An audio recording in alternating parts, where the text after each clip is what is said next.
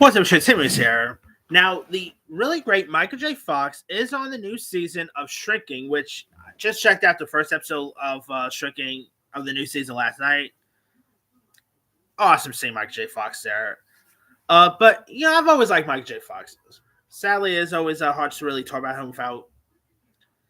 I always do feel sorry for the guy. Every time I see him in like on red carpets, it's really always heartbreaking because he does. If you guys don't know, Mike J. Fox do have Parkinson's disease. It is unfortunate, but the guy has been some really great stuff. Whether it's like films, TV shows here. So here is my official top 10 favorite Michael J. Fox projects.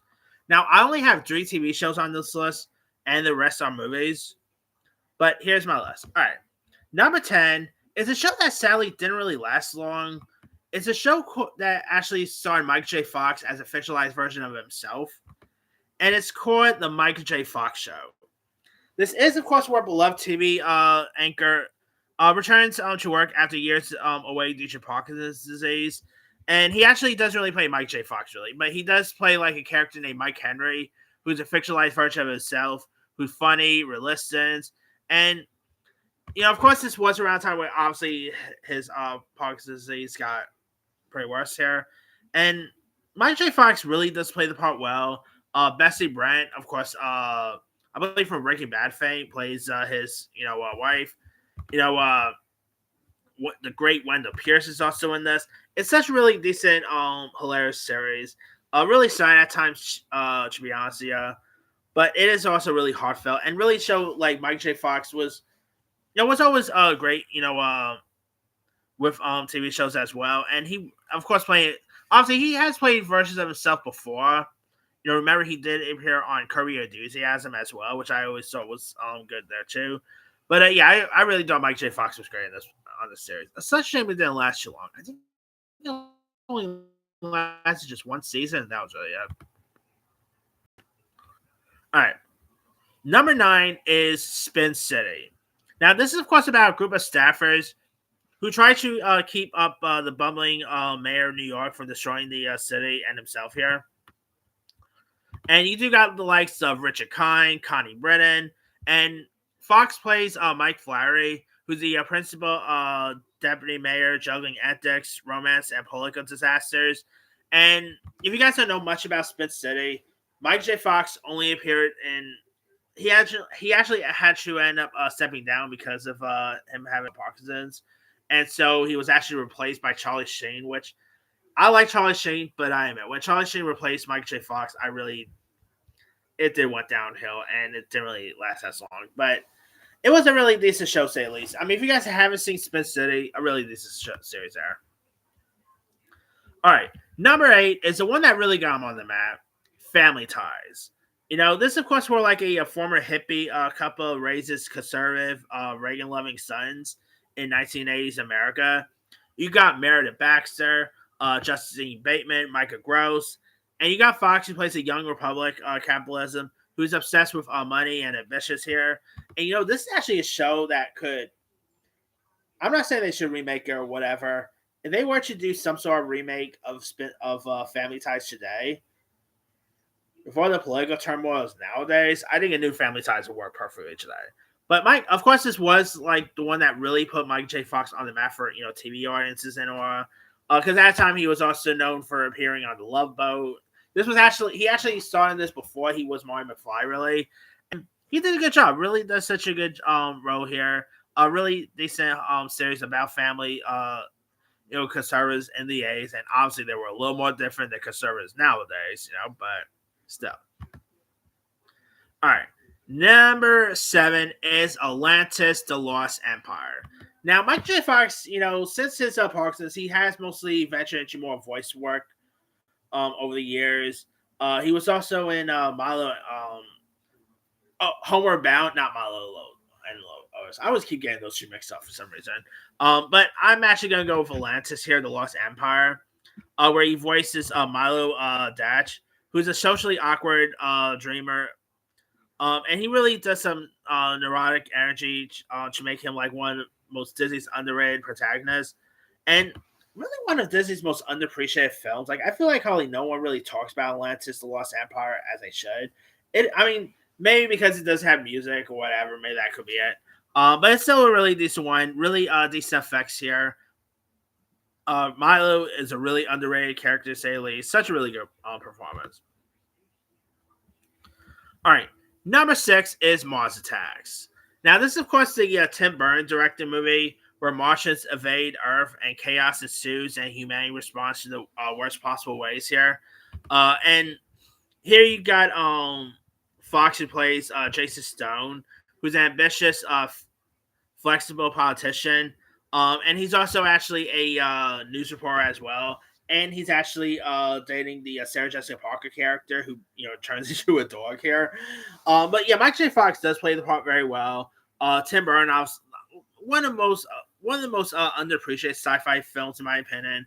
I mean, if you guys never seen Mars Attacks, highly recommend that one. All right. Oh, and a young Jack Black was in that too. Just so you know, Jack Nixon, Jack Black, Ray J was also in that. A very young Ray J. Glenn Close. I mean, talk about who's of actors in Mars Attacks. All right. Number 5 is Frighteners. Now, this is one of Peter Jackson's most underappreciated films to date, about con artists who can see ghosts um, and teams up with a friendly spirit to scam grieving families here. And you do got like Jeffrey Combs, John Aston, from the Addams Family fame, Dee Wallace. And here you got Fox, who plays this messy, fast-talking psychic with lingering grief. And this is actually one of his most darkest roles to date here, with some really fun humor to it. One of Peter Jackson's movies that really gets talked about.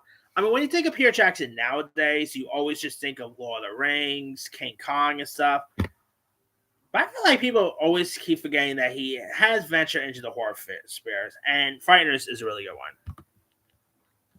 All right, now number 4 is another voice performance here, Stuart Little. I mean, I really quite enjoyed the first 2 Stuart Little movies. They did do an animated film that wasn't so great, but the first 2 Stuart Little movies I adore. But the first one is still the best. Where of course like a tiny talking mouse is adopted by the a human family and tries to find his place in the world while dealing with bully cats and identity issues. And of course, the Littles are played by Gina Davis, Hugh Laurie, John DeLipnicki is also in this. And it's you also do got like Nathan Lane. I mean, Steve Zahn. Some really good voice additions here. I mean, Stuart Little is definitely a childhood favorite of mine. I used to watch this thing tons of times as a kid. It's still really heartfelt. I mean, if you guys never seen it, give it a go. And the sequel is actually not so bad too, to say the least. All right. Number 3 is Life with Mikey.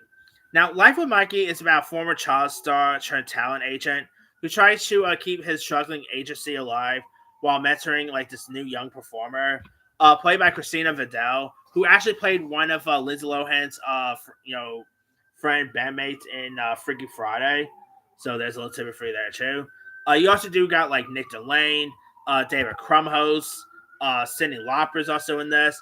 Mike J. Fox, of course, plays a fast-talking, emotionally stunted former star, channeling to nostalgia, and of course, he plays like Mikey as a lovable, fragile, capturing character.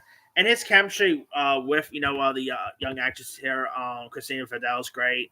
It's such like one of my favorite non Marty McFly performances of Mike J. Fox. He's just really hilarious. Does play the part well. I mean, honestly, it makes sense because he was also former child star too. So seeing him play a character that is also former child star was really fun to say the least.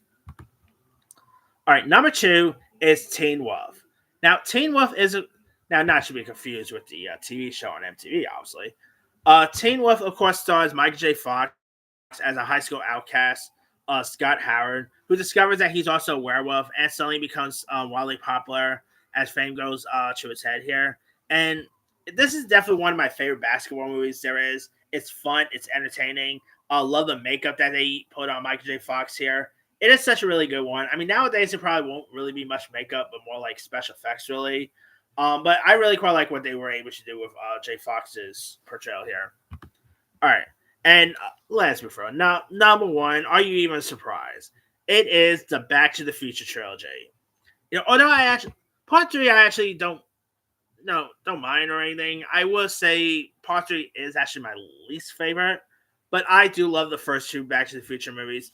But the best will always be the first one, with Christopher Lloyd, going back to time, trying to get his parents together, which is a little weird if you think of it nowadays. Like if you put it on paper, especially seeing where his mother tried to get her own son. That's always a little awkward. But hey, Back to the Future is still great. I mean, Marty McFly definitely one of the greatest TV movie characters of the '80s. Always loved the style of his. Of course, I actually rewatched Back to the Future literally last year, not on TV though. I actually rewatched it in theaters. Which, if you guys ever get a chance and get to watch Back to the Future in theaters, give it a go. You won't be disappointed. It's a really fun experience. Just watching it on the big screen. I actually saw it in IMAX last year. It was a really fun experience. I had a double feature of that with K-pop Demon Hunters because they also re-released that too. So I had a double feature of K-pop Demon Hunters and Back to the Future on the same day. Cool there. But yeah, Back to the Future is just such a good one. One of the best time travel movies there is. One of the best scores. Great soundtrack. I mean, who just doesn't love Back to the Future, right? But that's of course pretty much it there. Here is my quick rundown. Number 10, The Michael J. Fox Show. 9, Spin City. 8, Family Ties. 7, Atlantis Lost Empire. 6, Mars Attacks. 5, The Frighteners. 4, Stuart Little. 3, Life with Mikey. 2, Teen Wolf. And number 1 is the Back to the Future franchise. Now, there are a few other ones I could have included as well. Let me see here. Midnight Madness was his first film. Light of Day. The Secret of My Success. Casualties of War, The Hard Way, Doc Hollywood, Homeward Bound, The American President with Michael Douglas, and directed by the late Rob Reiner. Let's see what else we got here. Oh, his documentary Still, the Michael J. Fox movie was pretty good as well.